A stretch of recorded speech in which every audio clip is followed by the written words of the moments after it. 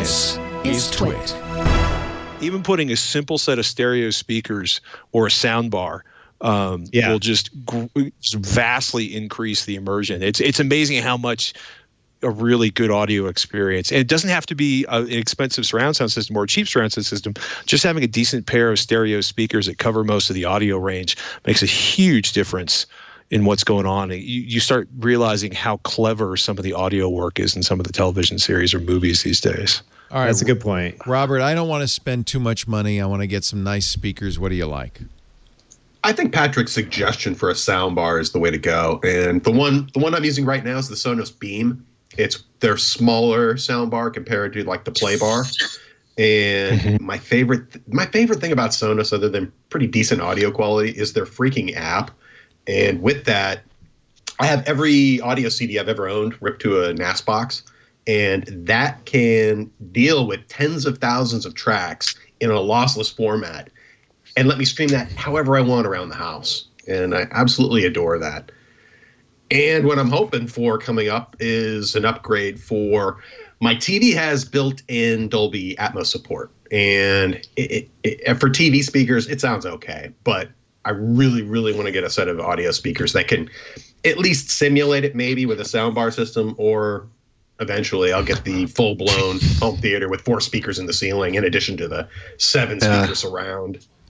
The ELAC's a great speaker company right now. They're a German speaker company, and a couple of years ago, Andrew Johnson, and who had been doing stuff for Pioneer, started doing some designs, and he's just flat out trying to give you as much acoustic performance for the least amount of money possible. I mean, ELAC Debut 2.0 is a fantastic speaker, and you don't have to get super audiophile about it.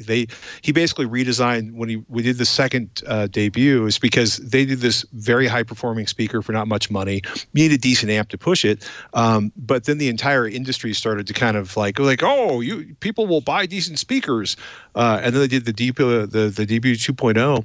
And I think it's the Reference series. It's the new one. I haven't heard that one yet. I hear amazing things about that. But the original Debut 2.0, they're on sale right now for like 30% off on Amazon. It's like $230 for a pair of really solid speakers. And they sound astonishingly good for the money. It's funny that you say that, because Scott Wilkinson's been telling me to get these for more than a year, and I keep thinking about it. But ELAC.com. Yeah, they're a German company. Andrew Johnson, he's legendary. He's legend. Yeah. Yeah. And with good reason. But it's amazing because there are a lot of companies right now, Mr. Speakers, or actually it's Dan Clark Audio now, is one of my favorite headphone companies. There's some amazing audio quality that doesn't cost a lot of money. Because you see a lot of stuff, especially if you're going to like a Can Jam or some of the audio shows. You'll walk into a room, and I remember walking into a room and somebody's like, "This just sounds astonishing," and I'm like, "Well, this is $600,000 worth of speakers and amps. If it doesn't sound astonishing, something's horrendously wrong." But it's kind of amazing when you look at somebody like RSL doing a speed woofer, which is this 10-inch woofer that has phenomenal performance. I think Brent Butterworth picked it as the as Wirecutter's pick.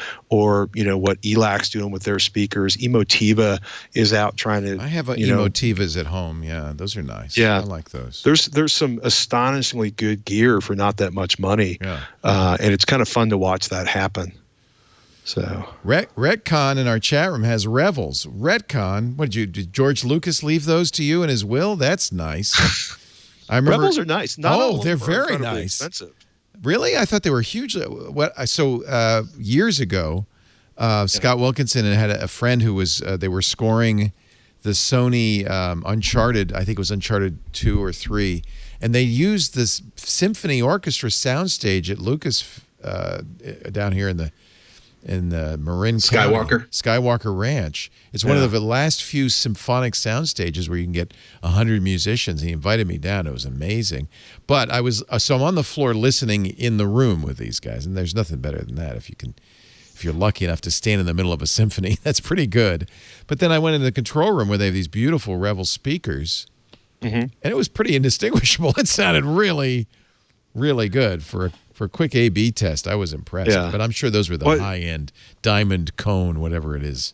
Well, but it's also, I mean, it's kind of hysterical because do you remember, Robert, when we were up in the tower at CES and we walked into this room and one of the guys from the super pretentious audio mags was in there and he sounded like the comic book guy and he's talking about his personal Nagra recorder and how he had recorded this chanteuse, and he's name dropping and I think Rob looks over at me really funny because I'm basically standing on my chair and then I'm dropping down low and then I'm back on the chair again and there were these beautiful speakers. They were just visually stunning, like 7 feet tall, and they were talking about their diamond tweeter technology, and they sounded like ass. I'm standing up because maybe my head's not at the right level to hear the highs. They were $800,000 speakers. No, I laughed 800,000. Did they really sound that bad, or is it just Patrick? Sound like crap.